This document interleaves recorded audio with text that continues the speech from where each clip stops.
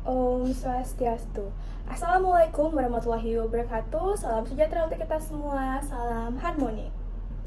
Baik, di sini perkenalkan nama saya Kadara Fasabrina dengan NIM 25110111061. Nah, jadi di sini saya akan menjelaskan tentang tugas individu saya mengenai tentang integrasi filsafat dan ilmu pengetahuan melahirkan sebuah solusi humanis dan juga relevan dengan kebutuhan abad ke-21. Nah, jadi di sini saya akan membahas tentang yang pertama adalah bagaimana peran filsafat dalam menjaga hati dan juga tujuan. Nah, yang kedua di sini juga saya akan membahas tentang apa peran ilmu pengetahuan dalam menyediakan metode cerdas dan relevan. Nah, dan yang ketiga saya akan membahas tentang bagaimana pandangan-pandangan dari tokoh-tokoh filsafat tersebut. Yang keempat adalah kesimpulan. Jadi kalian bisa melihat seperti PPT di samping ini ya. Nah, lalu yang pertama adalah peran filsafat dalam menjaga hati dan juga tujuan. Nah, filsafat adalah sebuah kompas. Nah, yang dimana filsafat berperan sebagai kompas pendidikan. Ia memberikan tujuan dan nilai yang sangat diperlukan di tengah adanya kemajuan teknologi yang serba cepat.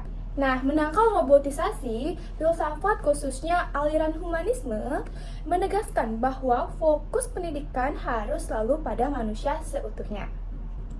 Teknologi hanya sebagai sebuah alat, jadi kita harus mendidik untuk menjadi orang yang beretika, empatik, bijaksana, dan bukan hanya sebagai operator mesin yang cerdas. Selanjutnya adalah melawan degradasi moral, yang dimana ini menjelaskan bahwa filsafat berfungsi sebagai landasan dari nilai yang mengajarkan kita tentang mana yang baik dan mana yang buruk. Nah, pendidikan harus membentuk karakter tanggung jawab sehingga kecerdasan tidak digunakan untuk sebuah kejahatan. Selanjutnya saya akan membahas rumusan masalah kedua, yaitu peran ilmu pengetahuan dalam menyediakan metode cerdas dan juga relevan. Nah, yaitu adalah ilmu pengetahuan termasuk psikologi, sosiologi, teknologi, pendidikan adalah sebuah metode pendidikan yang memastikan bagaimana kita mengajar secara efektif, efisien, dan juga sesuai dengan zaman yang ada. Nah, pemanfaatan teknologi adalah salah satu kuncinya, yang dimana ilmu pengetahuan mengajarkan cara menggunakan teknologi seperti internet atau AI agar pembelajaran lebih menarik dan mudah diakses. Nah, tapi di sini juga kita diajarkan untuk menggunakan teknologi tersebut agar tidak melewati batas-batas norma yang ada.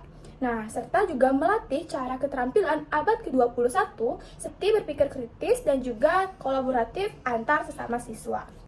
Nah, lalu adapun pendidikan berbasis sebagai sebuah bukti, yang dimana pendekatan ilmiah menjaminkan bahwa kurikulum dan metode pengajaran yang kita lakukan sudah terbukti berhasil berdasarkan dengan penelitian, bukan hanya sekedar dugaan atau coba-coba.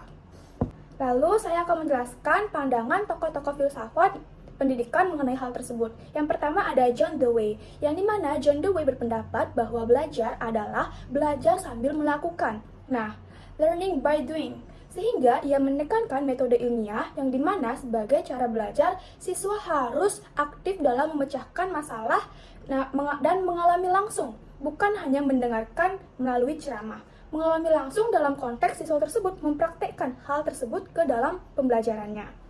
Nah, adapun relevansinya yaitu ini penting di era disrupsi, yang dimana siswa tidak hanya menghafal tetapi ia dilatih untuk berpikir kritis dan kreatif untuk menyelesaikan tantangan di dunia nyata. Nah, yang kedua ada pendapat menurut Carl Rogers, yaitu memiliki sebuah aliran, yaitu aliran humanisme, yang dimana Rogers menekankan bahwa pembelajaran berpusat pada siswa.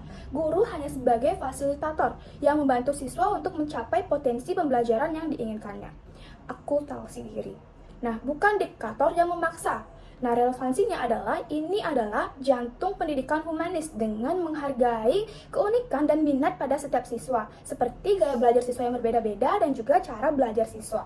Nah, kita melawan gradasi moral dengan menumbuhkan rasa percaya diri terhadap siswa tersebut, empati dan juga tanggung jawab. Lalu yang terakhir adalah kesimpulan. Jadi, pendidikan yang ideal di Indonesia adalah pendidikan antara filsafat atau hati yang memberikan nilai moral dan juga ilmu pengetahuan akal yang memberikan cara paling cerdas. Sekian penjelasan dari materi saya. Saya mohon maaf jika ada salah kata atau salah kalimat dalam pengucapan yang saya ucapkan. Akhir kata saya tutup dengan Parama Santi. Om Santi, Santi, Santi Om. Wassalamualaikum warahmatullahi wabarakatuh. Salam sejahtera untuk kita semua. Salam harmoni.